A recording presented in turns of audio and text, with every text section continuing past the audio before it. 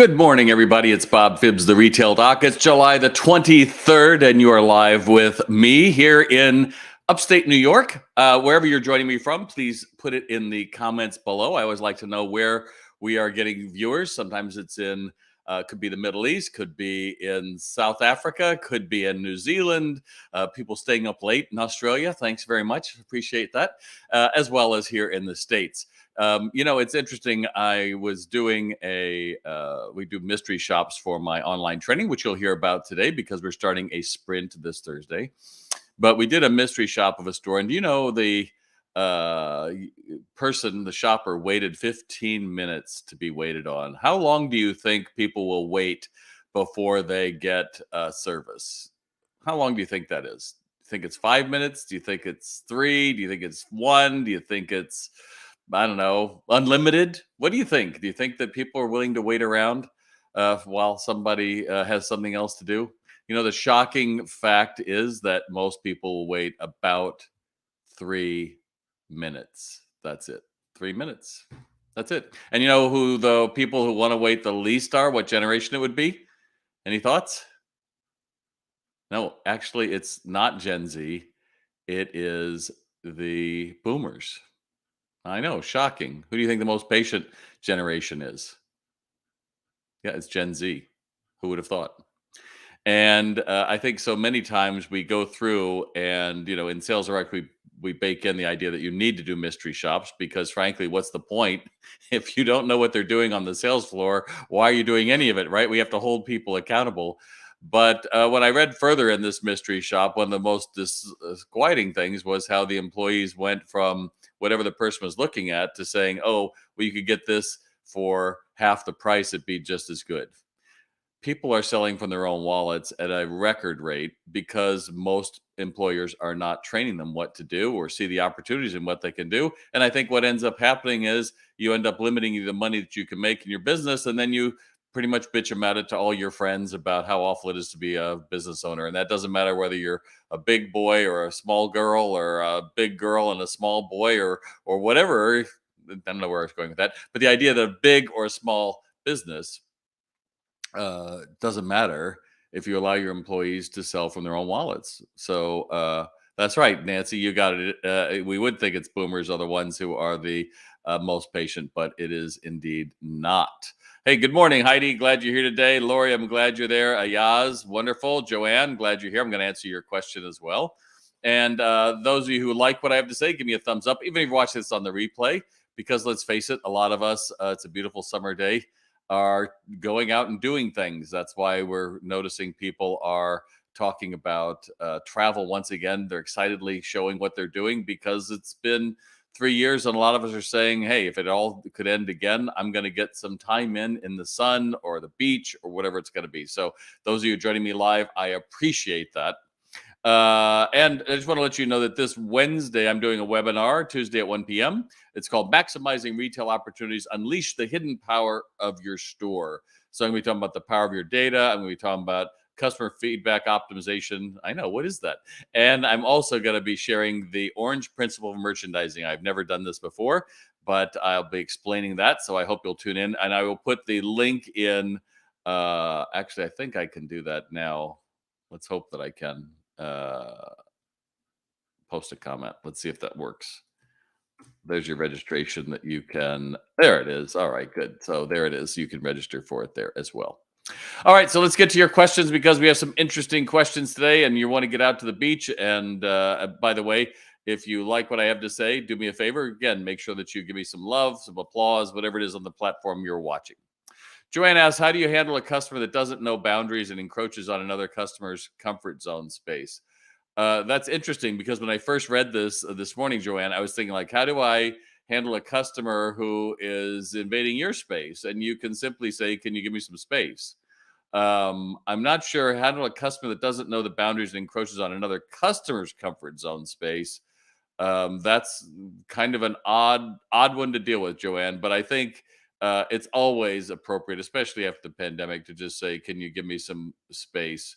I don't know if you are wanting to get in between two customers, right? So you're thinking that some customer is encroaching on another customer's space. I wouldn't presume to get into that myself between two customers. But if it's between me and somebody else, I go, "Oh, can you give me a little space here? I have typhoid." No, you probably wouldn't do that. But the goal is you wanted to get them to say that, just be free enough to say that. And you should give that permission to all your employees to be able to do it. I know I was at a restaurant in Los Angeles with a man and a woman, and then another woman was next to me. This is right before the pandemic, and we're having dinner, and the manager starts serving us, and I go, "Why are you here?" And he goes, "My server didn't feel that she could trust that man because he put his arm around her," and I was like, "What happened?" And I remember him, as she was coming to the table, he was trying to read the list or whatever, and he leaned in, put his arm around, and I was like, wow, it's a different world. And she felt threatened and all sorts of things. So she told her manager. I think that probably went one way, but quite simply, you want to give your employees the ability to speak up if they feel like that's encroaching. I hope that helps. Top fan Susan asks, "How do you compete when people race to the bottom?" I'm assuming you're talking about your competitors. I think you ultimately have a choice. What lane do you want to serve, and then decide on it. I think a lot of people have gone through and they've bought really interesting products or merchandise, and then they've gone through, and someone else in their community has bought it as well. And now they're talking to the vendor like, "Oh, these people are undercutting me all day long." Look, there's always going to be somebody cheaper. There's always going to be somebody cheaper. I don't care what you sell, how you do it. But you have to decide, I'm going to choose people over products and market to those. Ultimately, I think the race to the bottom comes from people who are desperate. One of the biggest things we ever have seen is young people who open a skateboard store. They love skateboarding, so they open a store, with somebody's money, and then they decide that they don't want to charge a lot, so they really undercut everything.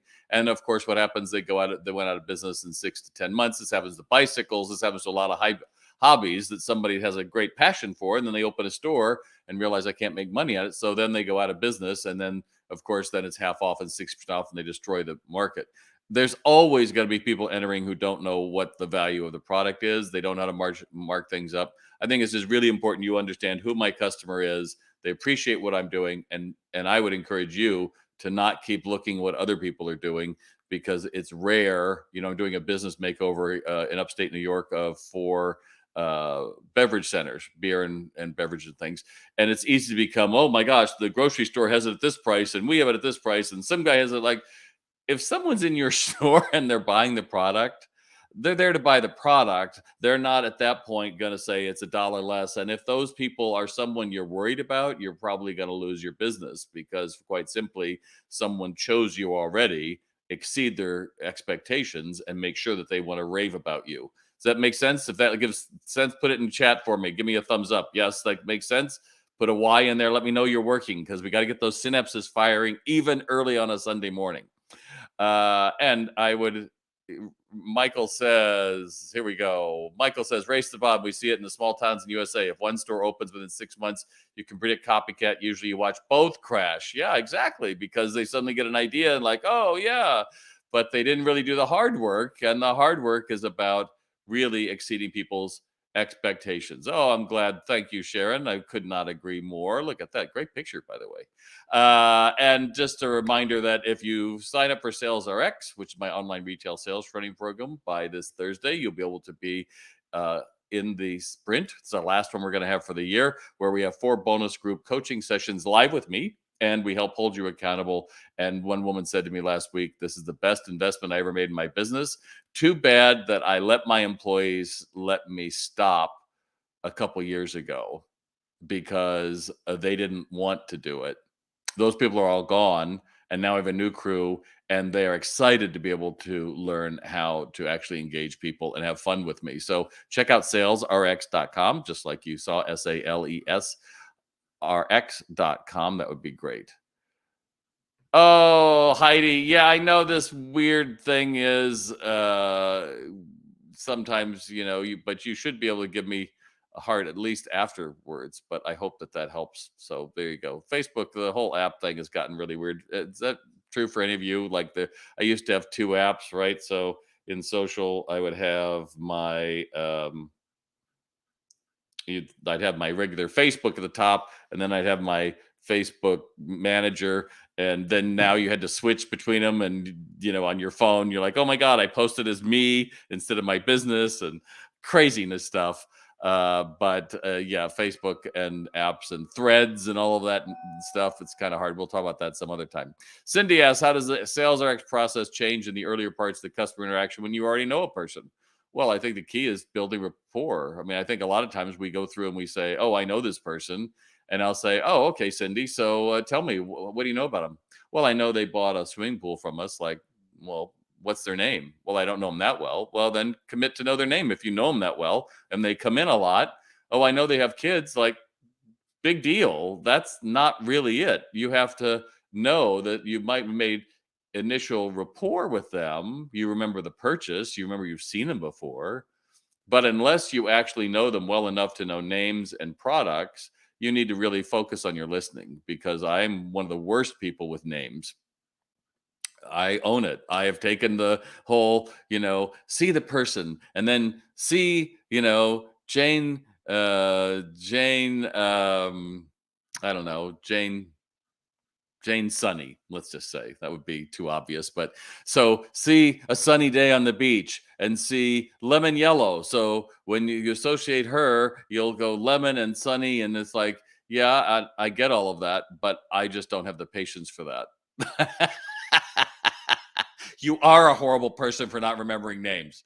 I'm the same way, Michael. I joke about this all the time, but I had a chorus, as some of you know, I'm a conductor, and I had a chorus for 20 some years.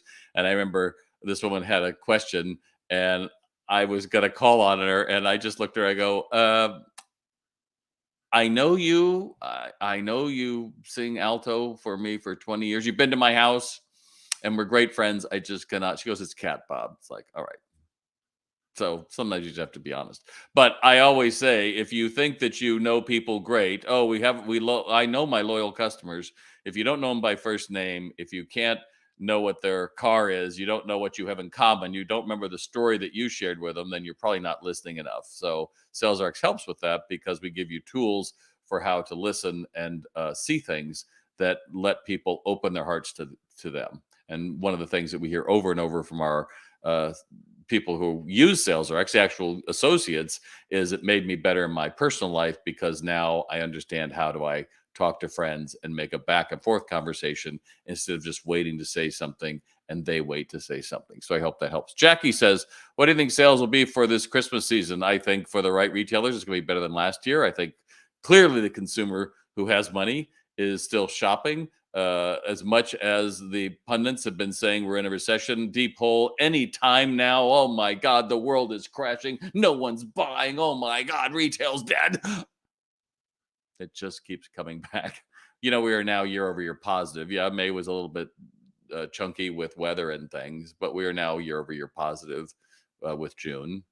But frankly, if you are expecting customers just to come to you and buy more, you're probably mistaken, because while the idea that customers are out there, certainly going to brick and mortar stores, most of you are letting your employees sell by their own wallets and discounting the crap out of your merchandise. And all they can really keep going back to another mystery shop that we did a couple of weeks ago. The young man just kept saying how, well, it's 30% off right now. And like idiot, what's wrong with you? It's 30% off. Don't you want to buy it? It's 30% off.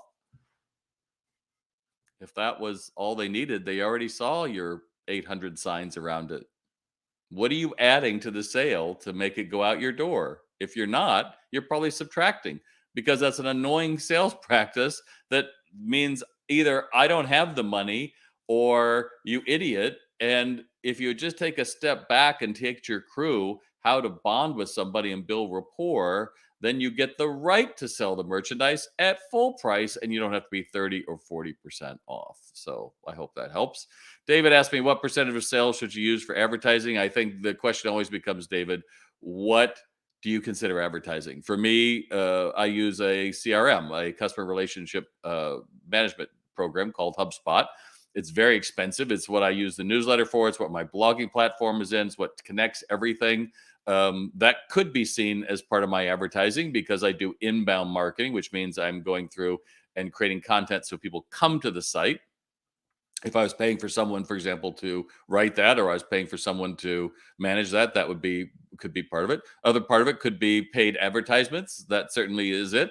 But I think a lot of times, particularly online, we create ads and we haven't really thought about, well, when they see that ad, where are they going and what are they taking action on? Some of you who have followed me for a long time, I do promotions every now and then on Facebook. Sometimes I boost a post that I think like, oh, well, this will, get people's awareness. Well, awareness is one budget, but frankly, the more important is the people who have taken action, what we call the sales qualified leads on your site. How do we bring them farther into the funnel? So you might say, oh, well, I'm going to make some videos. Well, there's a cost to that. There's a cost to getting that seen, cost to it being hosted. I use Wistia. You could also use BombBomb. Sometimes you see the animated little ones I send. There's always that, but I always think that what do you call advertising is important, and frankly, understanding that advertising is the frosting on the cake. Example I used to use when I first started out 30 years ago, which a lot of you are baby boomers, you'll understand it. But if you remember the Mary Tyler Moore show, Mary Tyler Moore was fairly attractive and funny, and everything about her character in the show. But when she invited people to the party, it was like the worst parties. No one wanted to go. Just it was always horrible. And I always say, you don't invite people to a party that's no good. If I'm going to go to your store and you're going to promise, oh, we're exciting and fun and we have events, everything, and I walk in and I've got somebody with a mental toothache, yeah, can I help you with something? Let me know. I'm over here doing anything rather than talking to you. Then you might as well have just dug a hole, poured that money in, and buried it and said, I did my job. So always be careful that you are thinking about not just the advertising, what you pay for it, but what do you want them to do? And then are you really looking at the results? That old mantra, oh, I know 50% of my marketing is effective. I just don't know which 50.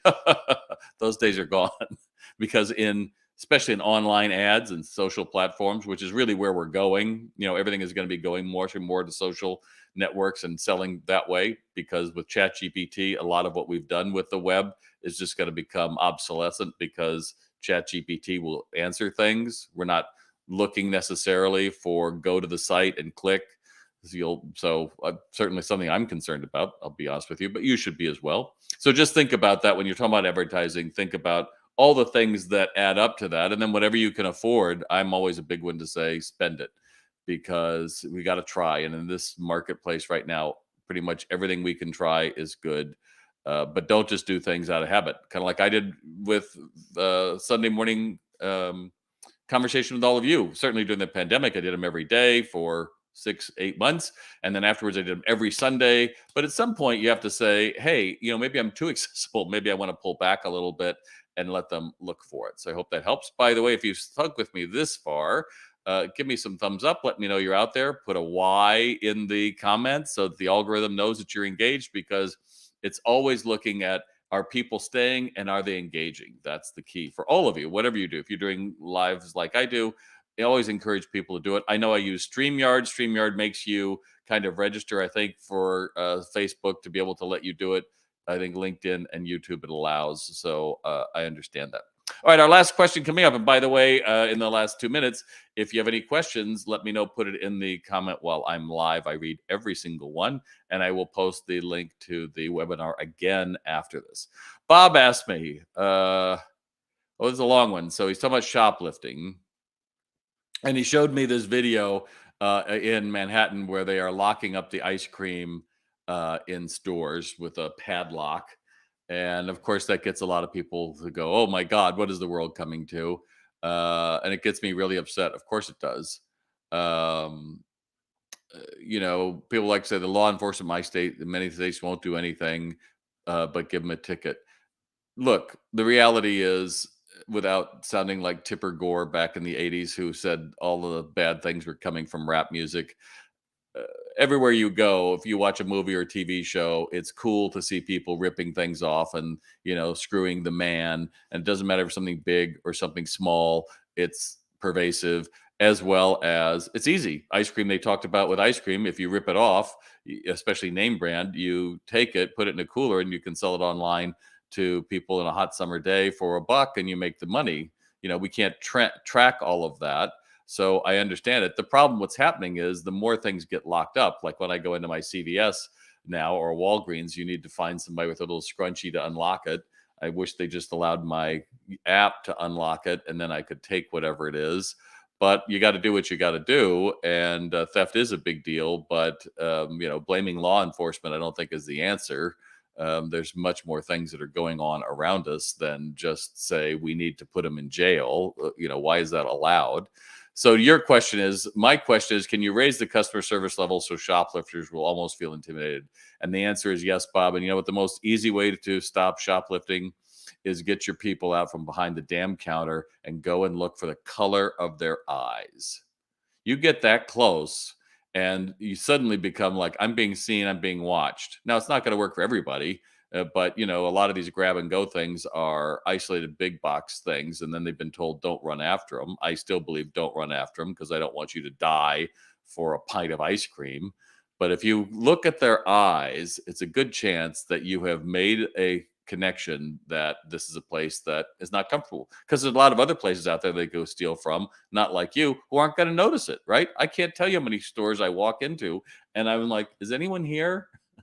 And someone might be behind out in the stock room or something, but they've gone down to one person coverage, and you're just like, wow, I could take pretty much anything I wanted. Of course, I'm not going to do it, but if you really want to go through, Heidi, you've exactly got it. Heidi carries an awful lot of very expensive items, and she could easily be a grab and go person.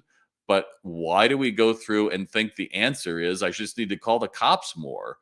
Notice that people go through and they see you, they're going to be less willing to take things from you, right?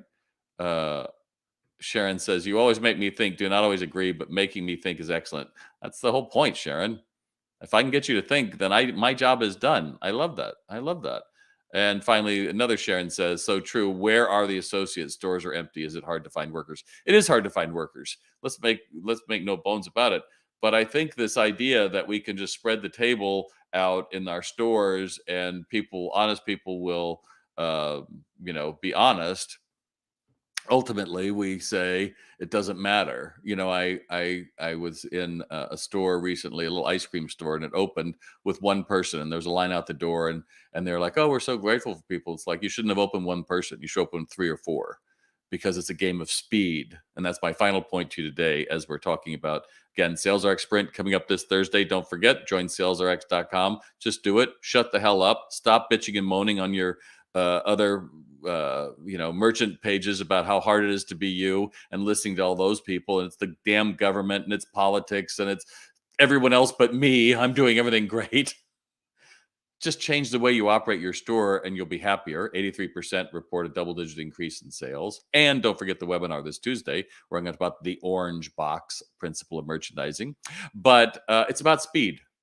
All about speed. I started this broadcast today talking about the average person will wait no more than 3 minutes. That's baby boomers before they are out. And once that happens, they are out. Why would anyone be waiting 3 minutes? Because your employees aren't trained. If you're waiting on 2 or 3 people, get your ass over there and greet this person so they know you are important. But we don't. We take our customers for given. We take them for granted and say, well, they'll come back, they'll call back. No, they won't. They will simply go online or they'll go to somebody else. And then you're going to tell me, oh, it's Amazon. Well, Amazon's a big competitor. Why? Because speed. I can go on there, it remembers me, knows what I ordered. Do you want to reorder this? Yes. Do you want to return this? Fine. Do you want to contact the vendor? Great. But we take our customers for granted, and then we feel like we can do anything. And I'm telling you, customers notice. So if you want to change, if you're ready to say, hey, I'm ready to change, I got the answer. Join me for SalesRx, 4 bonus in-person workshops with me, and you won't have the chance to be able to say it's those damn customers are just not biting. I just needed to get more bodies in the store. No, you don't. I can guarantee you. You don't need to get more bodies in the store. You need to convert those who come in. Everyone that walks in the door is a chance for them to spend $1,000 to you. If you don't think that, then you're going to limit your ability, and you're going to limit the way that you look at selling, and you're going to say, I don't want to sell. I don't want to be salesy. Great, then starve. Because there's plenty of people out there, plenty of boutiques opening around you who understand, I've got to make somebody else's day before they're going to make my day. And with that, I'm Bob Phibbs, the retail doc. Little kick in the side parts if you watch me the whole 24 minutes. And I appreciate you because you're out there trying to figure out every day, how do I do better? If I can be a partner with you, that's great. And I appreciate you joining me today. Thanks so much.